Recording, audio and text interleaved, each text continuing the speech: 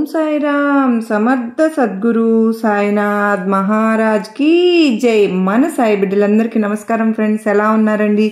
ఏం చేస్తున్నారు? అందరూ కూడా సంతోషంగా ఉన్నారు కదా? మన సాయినాథుని దయ వలన అందరూ సంతోషంగా ఉండాలని మనస్ఫూర్తిగా నేను కూడా కోరుకుంటూ ఈరోజు వీడియో స్టార్ట్ చేస్తూ ఉన్నాను. ఇక ఈరోజు వీడియోలో మనం చూడబోయేది ఏంటి అంటే కనుక, ఎన్నో సమస్యలకు తీర్పు మర్చిపోవడమే బిడ్డ.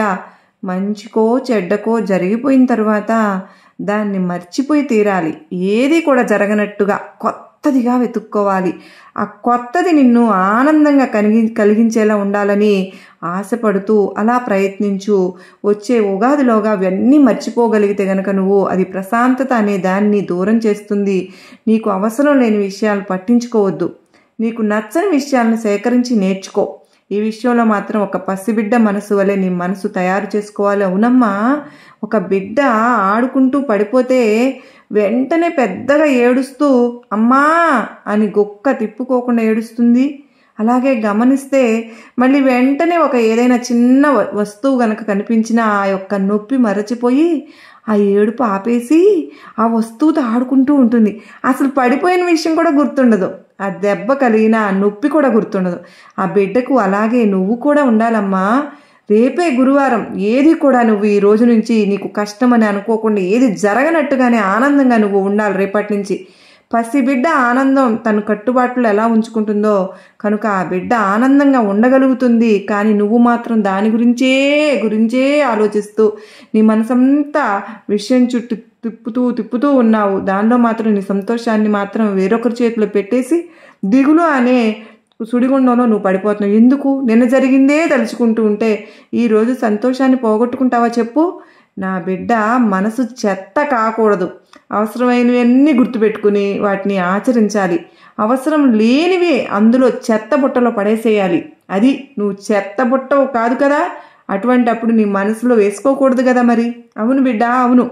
అవసరం లేని వాటిని గురించి మరిచిపో. నీ మనసును నందనవనంలా మార్చుకో. నీ దిగులంతా మర్చిపోయేలాగా చేసి నీ మనసును ఒక పూల బాటలాగా, తోటలాగా మార్చే బాధ్యత ఈ సాయిది. ప్రతిరోజు నీకు చెబుతూనే ఉన్నాను, ఏదైనా సరే నీకు ద్రోహం చేసిన వాళ్ళైనా, మోసం చేసిన వాళ్ళైనా, నిన్ను తిట్టినా, హేళన చేసినా నీ కర్మదోషం తీరిపోయింది అని గుర్తుపెట్టుకో. వాళ్ళకు తగ్గినన్ని చేసుకో. నువ్వు మాత్రం వాళ్ళని దెబ్బ కొట్టాలి, తిట్టి ప్రతీకారం తీర్చుకోవాలి అని ఎప్పుడు కూడా అనుకోబాకు బిడ్డ. అలా చేసినప్పుడు నీ మనశ్శాంతి నువ్వు పోగొట్టుకుంటావు. వద్దమ్మా వద్దు అన్న విషయాన్ని మరిచిపోకుండా అలాగే తలుచుకుంటూ ఉంటే గనక కోపము, ప్రతీకారము తీర్చుకోవాలనే ఆలోచన వస్తూ ఉంటుంది కదా.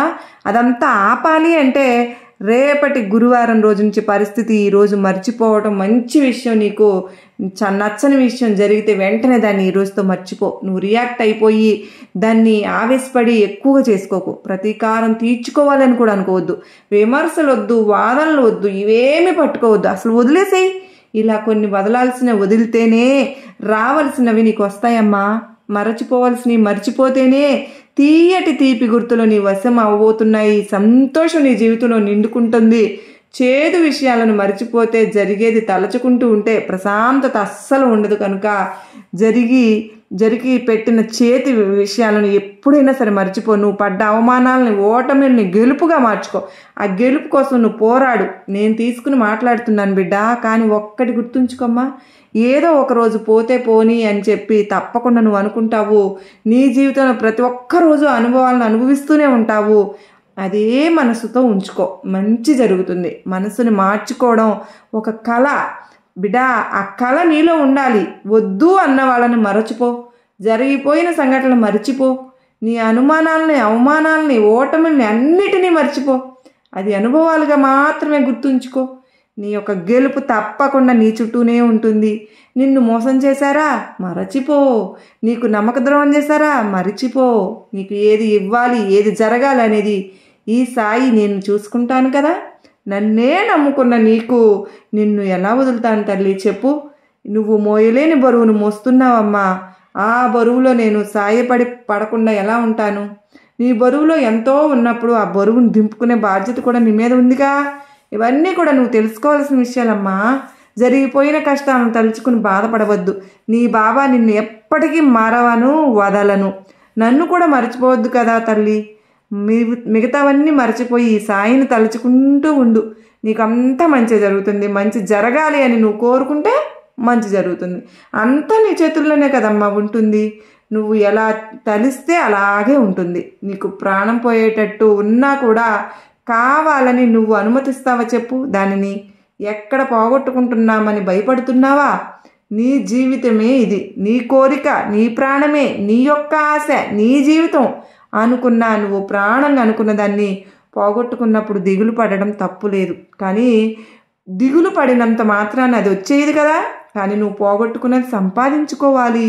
నువ్వు ప్రాణం అనుకున్నది నువ్వు దక్కించుకోవాలి అంటే కష్టపడాలి. నీ మనసును గట్టిగా పెట్టుకోవాలి. ఆ విషయాన్ని నువ్వు తెలుసుకున్నప్పుడు నువ్వు ఎందుకోసం పోరాడుతున్నావో నీకే అర్థమవుతుంది. ఆ పోరాడింది నీకు దక్కుతుంది. ఈ సాయి మనసు నువ్వు అర్థం చేసుకో బిడ్డ. నీ మనసు నేను చదివాను కదా, నీకు అంతా మంచి జరిగేలాగా నేను చూస్తానమ్మా. ఈ సాయి అండ నీకు ఎప్పుడూ ఉంటుంది బిడ్డ. తల్లి, నీకు నా ఆశీర్వాదం ఎప్పుడు ఉంటాయమ్మా. నీకు నీ సాయి ఉండగా భయం ఎందుకు చెప్పు? నేను ఎప్పుడు కూడా నిన్ను కంటికి రెప్పలాగా కాపాడుకుంటూనే ఉన్నాను. నీకెప్పుడు కూడా జరుగుతుందా లేదా, వస్తుందా లేదా అనే ఆలోచనలతో ఉంటే నీకు అమృతం లాంటి మాట ఇచ్చాను. నువ్వు జాగ్రత్తగా ఉండు. నీకు ఆశీర్వాదములు ఇస్తున్నాను బిడ్డ అని సాయినాథుడు అత్యద్భుతమైన సందేశాన్ని ఇచ్చారు కదా ఫ్రెండ్స్. మనకు రేపు నుంచే గురువారం మనందరికీ కూడా బాబావారి ఆశీస్సులు ఉండాలని మనస్ఫూర్తిగా బాబావారిని కోరుకుంటూ మరొక చక్కని సాయినాథుని సందేశంతో మరలా మీ ముందుంటాను. అంతవరకు నమస్కారం అండి. ఓం సాయిరాం. సర్వేజనా సుఖినో భవంతు.